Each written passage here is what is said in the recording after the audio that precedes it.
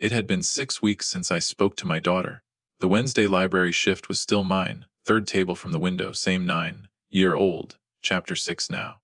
We were in the middle of a sentence when my phone buzzed on the table between us. Karen's name on the screen. I looked at it. The boy looked at me. I turned the phone face down and said, "Sorry." Where were we? It buzzed again while I was finding our place. I didn't look that time. The boy did, though. Kids notice everything. "Is that someone important?" he asked, the way 9-year-olds ask things. No filter, no idea what the question costs. I thought about it for a second longer than I should have. "Used to be easier to answer that," I said. He accepted this the way children accept things that don't fully make sense. Turn back to the page. I turned back too. That phone is still in my pocket. Her name is still in it. I haven't deleted it. Don't know what that means. Here's what happened. 35 years I spent in other people's children. Principal for the last 12. Before that, classroom teacher. English, mostly. I was good at it. The honest version is I was better at it than I was at being a father. And I've known that long enough that knowing it doesn't change anything anymore. The house still has my wife's garden out back. Margaret died 4 years ago, and I kept the tomatoes going because stopping felt like a second decision I wasn't ready to make. The beans come up every June whether I deserve them or not. I do the 2-block walk every morning, same route since 1998, same turn at the corner with the broken mailbox that's been leaning left for 6 years and nobody's fixed. Make coffee first. Always. The bookshelf takes the whole east wall. Lesson plans going back to 1989. Student yearbooks. One shelf of Margaret's books I haven't touched. I know which shelf, I don't look at it directly. Karen is my daughter. She's 40. She called on Sundays, organized the family the way Margaret used to, handled the medical appointments after my health scare last year, without being asked. She was efficient. She was present. I was grateful in the way I'm grateful for most things, without saying it out loud, without saying much of anything really. That was always more my problem than hers. David is my son, 39. Easier to talk to, no logistics, just conversation. He mentions things casually, and doesn't always know he's mentioned something important. That's how this started. A casual mention. A hardware store. A strange question David had asked someone who told me about it on a Sunday afternoon, while neither of us was watching the game. I also volunteer Wednesdays at the library, reading program younger kids. Jesse, a kid I helped get his GD 3 years back, works 2 blocks away at the county records office. Calls me Mr. H still. I never corrected him. Didn't see the point. Turns out there was one. Frank mentioned it on a Sunday. We were watching the game neither of us was watching. He said he'd run into David at the hardware store. David had asked him something strange, whether I'd ever mentioned a separate savings account. Frank said it the way Frank says everything, sideways, like it was nothing. I set my cup down. "He asked you that?" Frank seemed like a strange question. I said, "Yeah." Then I got up and refilled both cups. That evening I was in the garden for 90 minutes. Repotting tomatoes I'd already potted 2 weeks before. My hands needed something to do and that was what was available. The question kept running. David heard this from somewhere. David doesn't invent things. Which means Karen said it. Which means she told my son there was a secret account. There is no secret account. There has never been a secret account. Next morning I called David, not to accuse, just to hear it directly. It came out in pieces. Karen had mentioned it once, then again, then a third time after my health scare. David kept qualifying everything. "She probably just misunderstood something, Dad." I let him talk. When he finished I asked one thing. "How long has she been saying this?" Long silence on his end. "About 2 years. I said okay. Ended the call. Stood at the back door. Didn't go outside. Went to the bookshelf instead and took every book off and put them back in a different order, until the shelf looked exactly the same as before. I did nothing for 4 days. That's the part I'm not proud of. I went to the garden. I did the walk. Wednesday I helped the boy reach chapter 5. I answered Frank's call, said I was fine. Frank said okay. Neither of us believed it. I told myself I needed to think. That was a lie. I wasn't thinking, I was moving around it, keeping my hands busy, waiting for it to get smaller on its own. It doesn't work that way, I know that. Knew it then too. Did it anyway. Fourth night I sat at the back of the house on the porch steps and didn't do anything. Just sat. No reason to be there except that the moving had stopped working. 20 minutes. Maybe more. Cold enough that I should have gone inside. Didn't. Then I stood up, went in, and called David. I drove to Karen's house Tuesday evening without calling first. Greg answered. Karen came to the door. She read my face in about 1 second. She's been reading this family her whole life. I said, David told me what you said about the account. She said, Dad, come inside. I didn't go inside. Said it right there on the doorstep. Wrong move. Karen stayed completely warm. I don't know what David told you, but I think there's been a misunderstanding. That word, misunderstanding. She said it the way she manages everything, like she was handling a scheduling conflict. I had nothing specific. A phone call. Her word against David's memory. She looked like the daughter who'd organized every appointment since my health scare. I believed her. Drove home. Sat in my own driveway for 11 minutes. Then I fixed the garden gate for 90 minutes. Gate was fine. Didn't matter. Frank said call a lawyer. I called one Thursday. The attorney asked what specifically Karen had said, to whom, when, and whether any of it was in writing. I had David's account of a phone conversation with no date attached. Attorney, call me when you have something concrete. I thanked him, left, sat in the parking lot outside his office. 12 minutes. Then I drove home and spent the afternoon taking apart the bookcase in the spare room. One I'd been meaning to fix for 2 years, loose shelf bracket, never got to it. Fixed it. Tightened every bracket. Stood back. Shelf was level. Hadn't needed doing urgently. Did it anyway. I asked David to send me the original conversation with Karen. He didn't have it. Phone call. No record.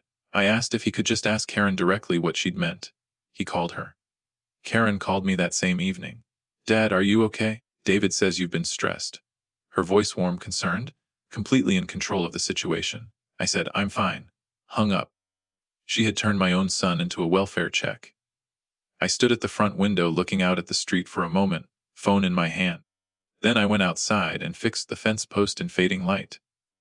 Worked until I couldn't see what I was doing. Neighbor's dog watched me from the other side the whole time. Didn't judge. Animals don't. Wednesday shift done. I was walking home past the records office when Jesse saw me through the window and came to the door. Mr. H, just like that. Same as 3 years ago, when he'd show up to the library 20 minutes early, because he was afraid of being the only adult who couldn't read well enough. Hey, I said. We stood on the sidewalk. I mentioned, not as a plan, just mentioned, that I'd been trying to understand how wills get filed publicly, whether they were accessible. Jesse's face lit up the way it does when someone asks him something he actually knows. That's easy, he said. Come in.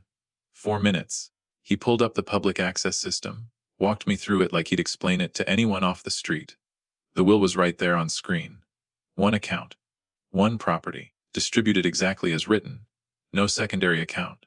No hidden assets. Nothing Karen had described existed anywhere in that document. She had stated as fact something she had never once read. I sat at the terminal after Jesse moved on to help someone else. Just sat there. He came back after a minute. You okay, Mr. H? I said, yeah. He printed the document without being asked, stapled it, handed it over. Didn't make it a moment. That was the right call. I called David that evening. Read him the will. Every line. The way I used to read assignments back to students who swore they'd been given different instructions. Slow, complete, no inflection. David was quiet through all of it. When I finished, he said, she told me that 5 times, Dad. Over 2 years. I should have just looked it up. I said, yeah, you should have. Neither of us spoke for a moment. Then, I'm sorry, I said. I know. End of call. Karen knocked 2 days later. She had a folder under her arm, the kind she always brings when she's handling something organized, tabbed. She sat across from me in the front room. Not the kitchen. She started with, Dade, I need to tell you something. I watched her open her mouth and I understood in real time exactly what she was doing. Coming to confess the smaller thing. Make it her terms. I said, don't. She stopped. I said it again, quieter. Don't. She looked at me. I looked at her. She closed the folder, set it on the cushion beside her, said, okay. Got up and left. The folder stayed on the couch. I didn't open it. Didn't touch it for 2 days, then put it on the shelf by the door in case she came back for it. She hasn't. 2 mornings after that I was back in the garden. Same beds, same work. I wasn't scripting anything. I don't do that. I was waiting for something to tell me I was ready. 3rd morning I pulled the last weed, stood up, went inside. Washed my hands. Looked at the phone on the counter. Picked it up. Karen answered on the 2nd ring. Said Dad, the way she always does, warm, managed, already in control of whatever this was going to be. I started talking. Didn't start with an accusation. Started with a question. Did you actually believe any of it, Karen? Any of it at all? She began. I don't know what you think. And I cut her off. First time in my life I've interrupted my own daughter. I named the 5 times. I named 2 years. I named David believing her without checking. And I said that was on me too. Said it out loud. Because I kept everything to myself like keeping it was the same as protecting it. And it wasn't. It was just silence. And silence turned out to be the thing she built everything on. I named the doorstep, the lawyer. 3 weeks of her word misunderstanding. I named the 2 visits. I named Jesse. 22 years old, county records office, 4 minutes. You didn't count on Jesse. I hadn't planned that line. It came out and it was the truest thing I said in the whole call. Then she said it. You were never really there, Dad. You gave your best years to other people's kids and we got what was left. I had heard that sentence in my head before. Not from her, from myself. Different when she said it out loud. 35 years of measuring my words in classrooms, in meetings, in every difficult conversation I'd ever had to run gone. I told her I knew I hadn't been there enough, and I had known it my whole life, and she had taken that and used it to rewrite my history behind my back while calling me Dad, at every dinner table for 6 years. I said one word I have never said in a classroom, or to my children. Didn't notice I'd said it until after I hung up. I was standing in the middle of the hallway. Don't know when I'd moved there. Just standing. Karen didn't call back that day. David called the next morning. Said he'd heard something in Karen's voice the night before. Didn't say what. I told him the call had happened. Didn't tell him what was said, he asked. Is she okay? I said, I don't know. First honest answer I'd given anyone in 3 weeks. He didn't push. We hung up. I replayed the call that afternoon. Not the whole thing. Just the parts I couldn't stop returning to. 3 sentences I knew went too far. The word I didn't notice saying until after. I sat on the porch steps with that. Same steps from 4 nights before. Colder now. Sat there anyway. 3 weeks later I was at Frank's. Sunday visit resumed like nothing had interrupted it. Frank was telling a story. The way Frank tells stories. Going somewhere that doesn't appear to be where it ends up. He mentioned David. Mentioned that Karen had called David about 3 weeks before everything started. Told him to forget everything she'd said. Let me handle it. Frank said this is part of something else and moved on. I stopped hearing the rest. She had tried to stop it.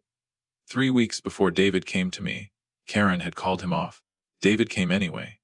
I never knew this when I made that phone call. I said everything I said, the word, those 3 sentences. Without knowing she had already tried to walk it back. I've asked myself since whether it would have changed anything. Some days I think yes. I would have stopped before the word, maybe before the worst of it. Some days I think the 2 years were real regardless, and nothing she did 3 weeks before changes what she did for 24 months before that.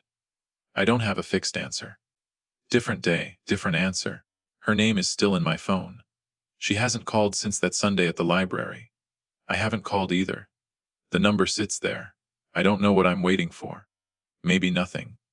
Maybe something I don't have a word for yet. Wednesday the boy reached chapter 7.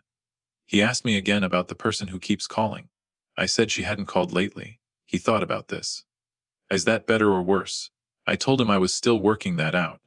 He accepted this, turned the page, and kept reading. Jesse looked up a public record in 4 minutes. Takes about that long to hit like and subscribe to Familix's Revenge. I'd appreciate it.